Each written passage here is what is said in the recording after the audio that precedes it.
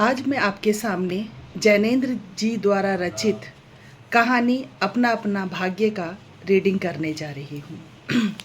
बहुत कुछ निरुद्देश्य घूम चुकने पर हम सड़क के किनारे बेंच पर बैठ गए। नैनीताल की संध्या धीरे धीरे उतर रही थी। रुई के रेशे से भाप से बादल हमारे सिरों को छू छू कर बेरोक घूम रहे थे। हल्के प्रकाश और अंधियारी से रंग कर कभी वे नीले दिखते, कभी सफ़ेद और फिर ज़रा अरुण पड़ जाते, जैसे हमारे साथ खेलना चाह रहे हों। 5, 10, 15 मिनट हो गए। मित्र के उठने का कोई इरादा ना मालूम हुआ। मैंने झुंझलाकर कहा, चलिए भी। हाथ पकड़कर ज़रा बैठने के लिए जब जोर से बैठा लिया गया तो और कोई चारा न रहा। सनक से छुटकारा पाना आसान न था और ज़रा बैठना भी ज़रा न था।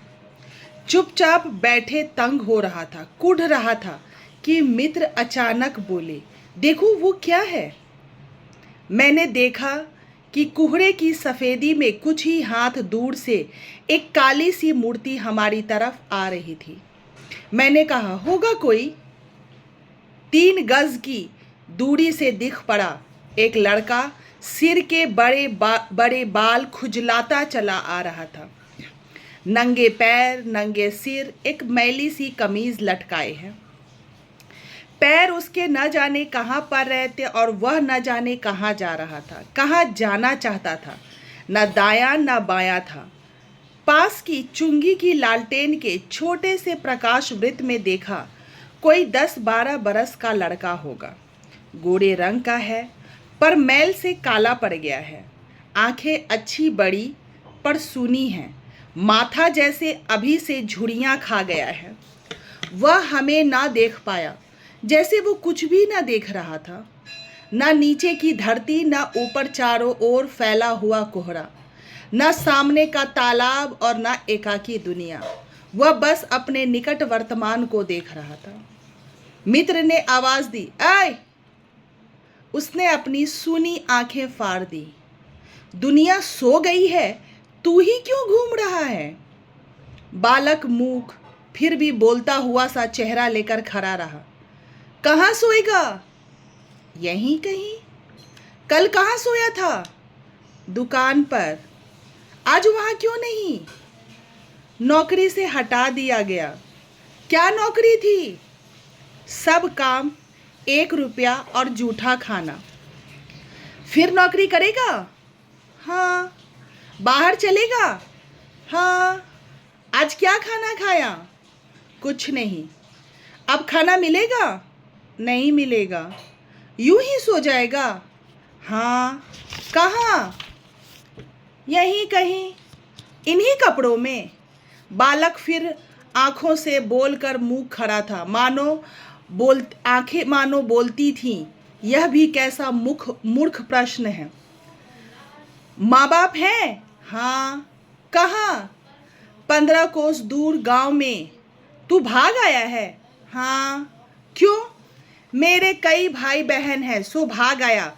वहाँ काम नहीं, रोटी नहीं, बाप भूखा रहता था और माँ भूखी रहती थी, रोती थी, सो भाग आया। एक साथी और था, उसी गांव का था, मुझसे बड़ा। दोनों साथ यहाँ आए। अब वह नहीं है। कहाँ गया? मर गया। बस जरा सी उम्र में उसकी मौत से पहचान हो गई। मुझे अचरज हुआ। पूछा, मर गया? हाँ, साहब ने मारा, मर गया। अच्छा, हमारे साथ चल।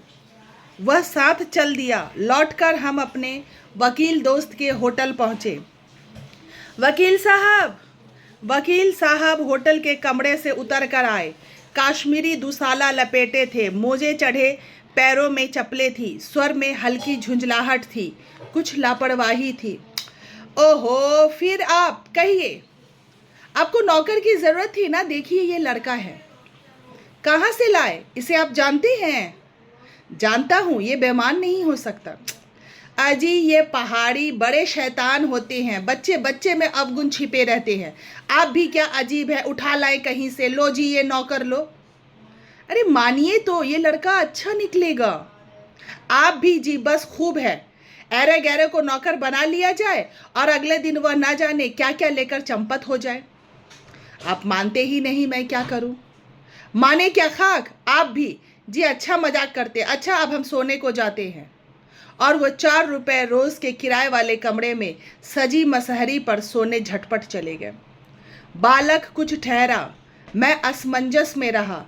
तब तक वह प्रेत गति से एक ओर बढ़ा और कोहरे में मिल गया। हम भी होटल की ओर बढ़े। हवा तीखी थी, हमारे कोटों को पार कर बदन में तीर सी लगती थी। सिकुड़ते हुए मित्र ने कहा, भयानक शीत है और उसके पास बहुत कम कपड़े। ये संसार है यार, मैंने स्वार्थ की फिलॉसफी सुनाई। चलो पहले बिस्तर में गर्म हो लो, फिर किसी और की चिंता करना। उदास होकर मित्र ने कहा, स्वार्थ जो कहो, लाचारी कहो, निठुराई कहो या बेहयाई। दूसरे दिन नैनीताल स्वर्ग के किसी काले गुलाम पशु के दुलार का वह बेटा, वह बालक निश्चित समय पर हमारे होटल डी पब में नहीं आया। हम अपनी नैनीताल का सैर खुशी खुशी ख़त्म कर चलने को हुए। उस लड़के की आस लगाए बैठे रहने की हमने ज़रूरत नहीं समझी। मोटर में सवार होते ही ये समाचार मिला कि पिछली रात एक पहाड़ी बालक सड़क के किनारे पेड़ के नीचे ठिठुर कर मर गया। मरने के लिए उसे वही जगह, वही 10 बरस की उम्र और वही काले चित्रों की कमीज मिली। आदमी की दुनिया ने बस यही उपहार उसके पास छोड़ा था। पर बतलाने वालों ने बताया कि गरीब के मुंह पर, छाती, मुट्ठियों और पैरों पर बर्फ की हल्की सी चादर चिपकी हुई थी, मानो दुनिया की बेहयाई ढकने के लिए प्रकृति ने शव के लिए सफ़ेद और ठंडे कफन का प्रबंध कर दिया था। अगर आपको मेरी रीडिंग अच्छी लगी हो तो प्लीज़ मेरे चैनल को लाइक और सब्सक्राइब करें। Thank you.